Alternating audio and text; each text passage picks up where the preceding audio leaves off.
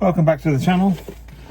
So today's job is have a look at this this door lock. So let me just angle that camera up a little bit so you might be able to see it a bit better. Not the most glamorous angles for looking at me, but yeah. So this door lock, since we've had the vehicle, that door lock hasn't worked. It's not activating, the whole thing is loose.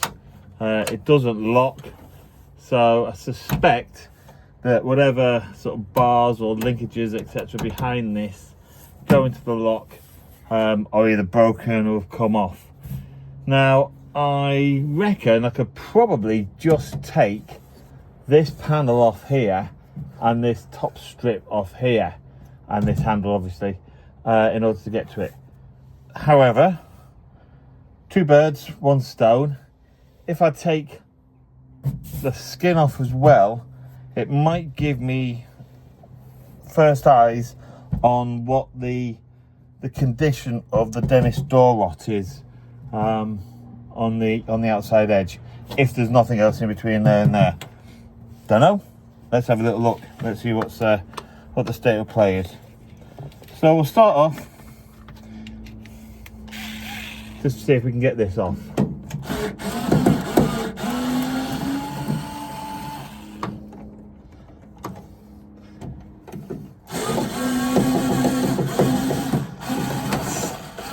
That's slipping. That's probably not the right screwdriver bit, but it's good enough. It's off.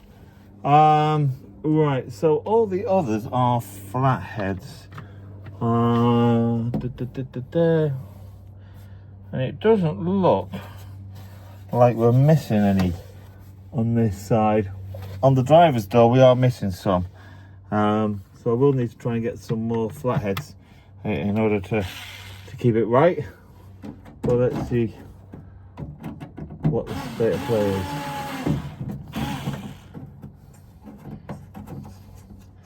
Oh, there's one missing up there, so yeah, we have got a missing one.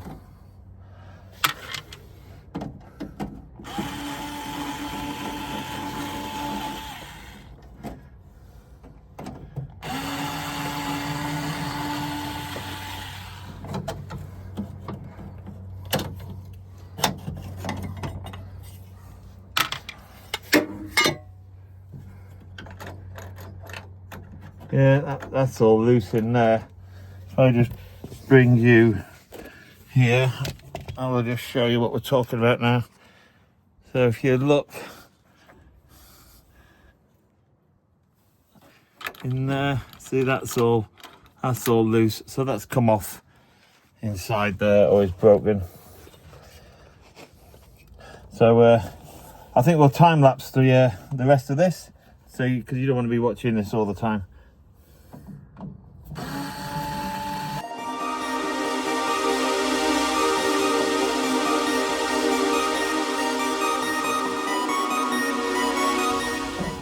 I think this is what we call over-engineered. Doesn't need to have this many screws.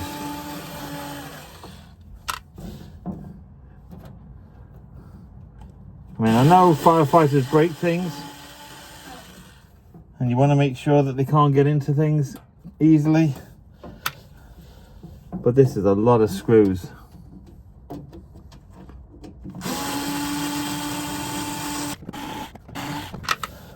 One more.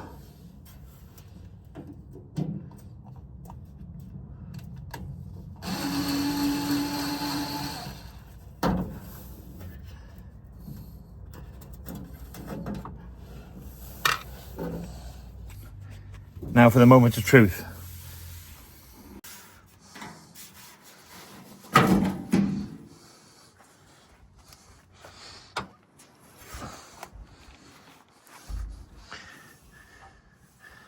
There we go. Typically, still can't get to the lock, although there's our problem. Let's have a little look. What's going on down here?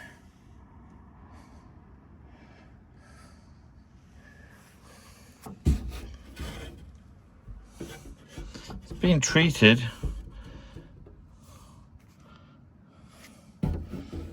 but we've still got the rot.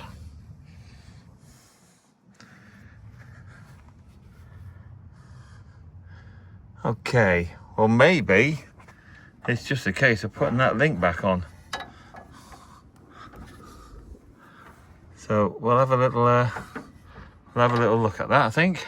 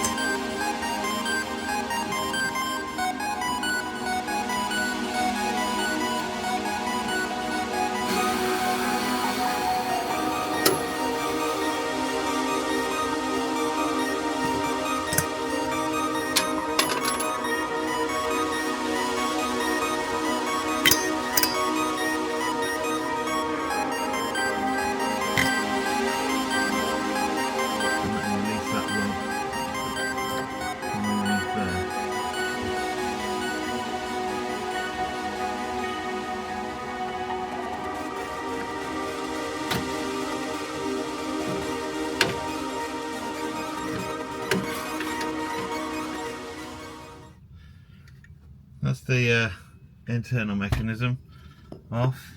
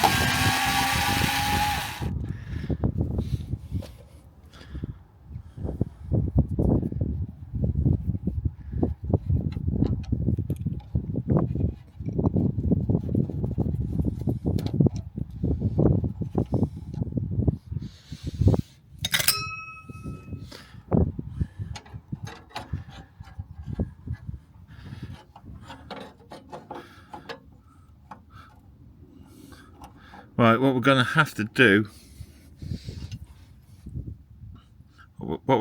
do is release this rod here, release that one from there in order to get this mechanism out.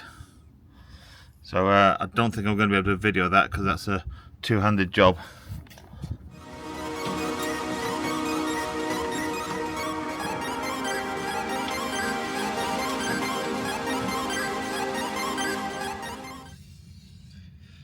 So that's the external lock off.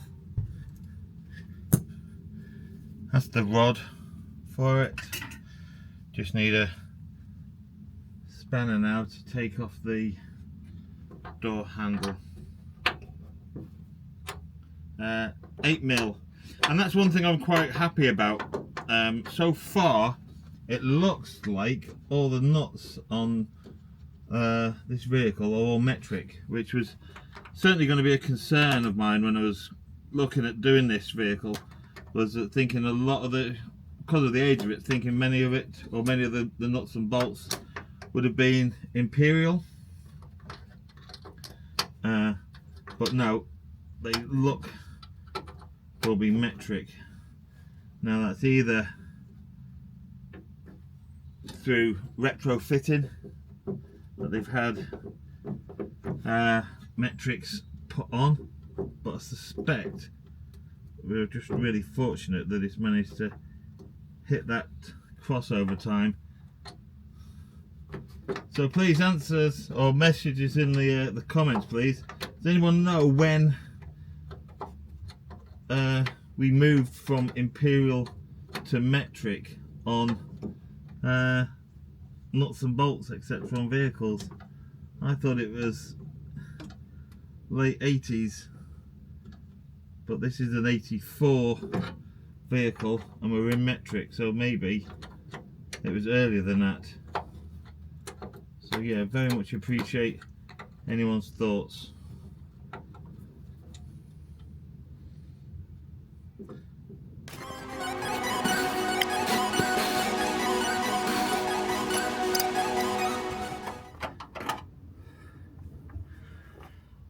There we go.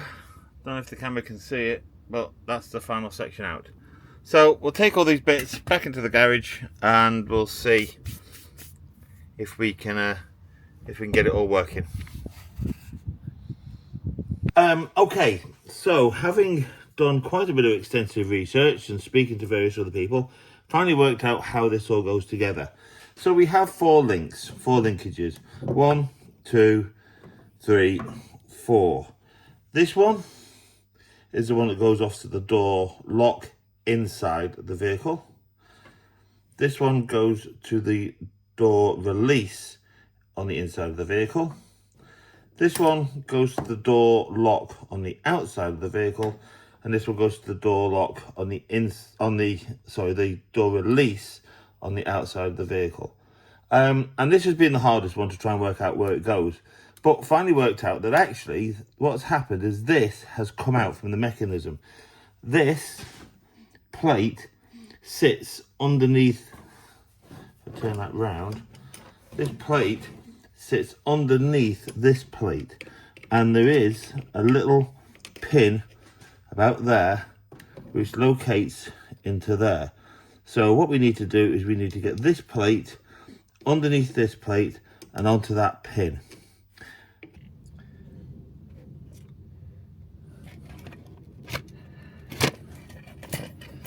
Which includes trying to get both these rods in at the same time as well.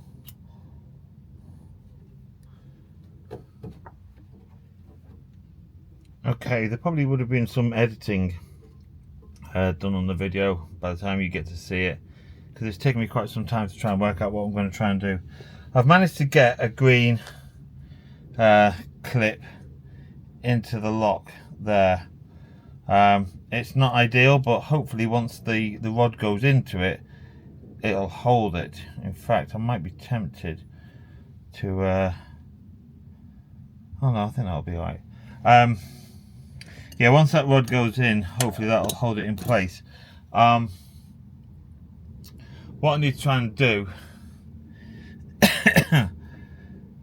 so what I need to try and do is just try and get that lock mechanism back in place and get these rods in. I did try previously trying to put the handle in with both rods attached. Not having it. This smaller rod, which I'm just tying to a piece of string, which I'll explain why I'm doing that in a moment. This smaller rod just doesn't allow the handle to go in properly, and if you do manage to get it in, what it ends up doing is bending the linkage that it goes into. So that little hole where I put that green clip, it bends that, which obviously is no good. So I've had to straighten that out. So this is going to have to go in afterwards. The reason I put the string on it is because when it goes inside the door here, it likes to drop, and it likes to drop inside there, and it's an absolute pain in the neck to try and fish the thing out again.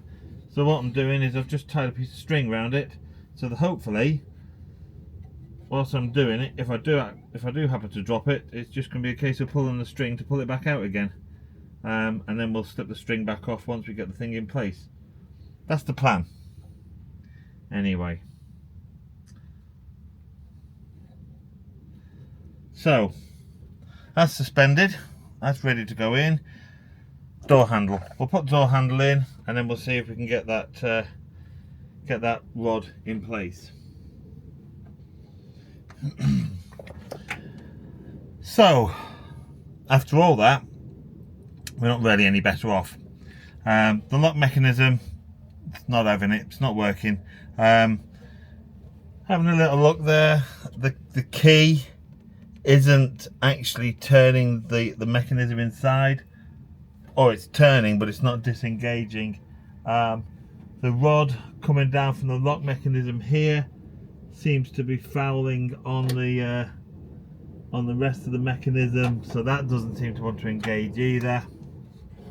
I think basically what's happened is I think it's just had a bit of a knock or something on that, because the fact that the release mechanism is all loose and broken, and linkages are bent, linkages were disconnected. I think it's had some abuse in its life, and it's all broken, so it's going to need to be a new door lock eventually. But what we have got now is at least it does open from the outside and inside, whereas before it only opened from the outside.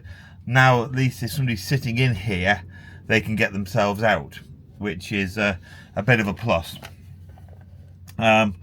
What it means also is, though, it doesn't lock. So the next option that we've got is something which is a bit of a retrofit that they used to put on appliances. Certainly the inner city ones where they needed a little bit of riot protection. And what they used to do for riot protection is they put a bolt inside on the door, so it was a secondary lock on the door. I think that's what I'll do. I'll look at putting a bolt on the door, so at least that way when it's out at shows, etc., we can put the bolt across. I can hide it somewhere, put it down low so it's not visible inside the cab. It's hidden by the seat. But when it's at a show or something, we can push the bolt across, and it'll just prevent people from getting into the vehicle if we don't, when it's not being supervised. Because ultimately we don't want people climbing all over it when it's not being supervised. So I think that's what we'll do on that one. So we'll call time on this video with regards to the door lock, and we'll get on with another job, and that'll be another video.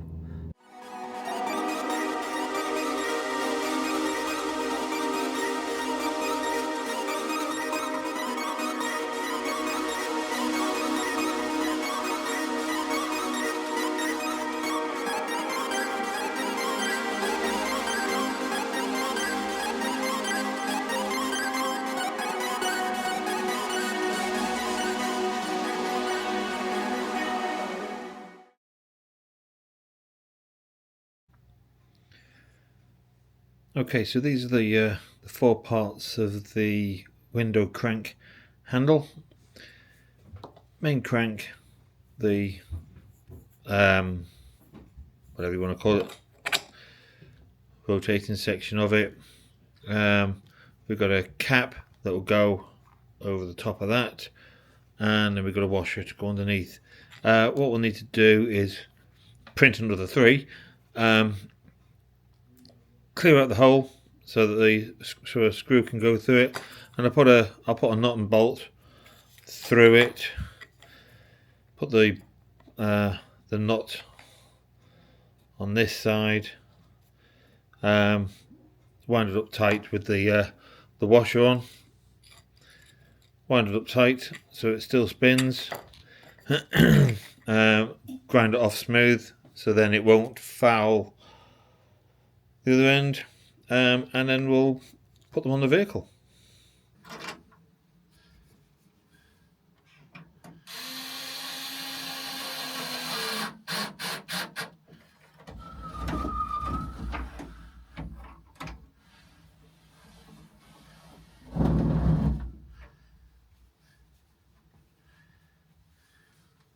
Thanks very much, everyone. If you did like what we've got, or really more importantly for me personally, I know the clicking on subscribe and like and everything is what as a YouTuber we're supposed to ask you. What's more important for me is any suggestions, any recommendations, anything that you've seen, certainly with regards to the lock, where you think, actually I know what your problem is. And not just please don't comments of you don't know what you're doing, comments of I know what the problem is, you need to do X, Y, Z. So if you do know and you've got some ideas, please put those comments in the comments section. It'll be really helpful, and if it resolves it, we'll give you the credit on the video, and we'll film the repair. Thanks very much, everyone. Bye for now.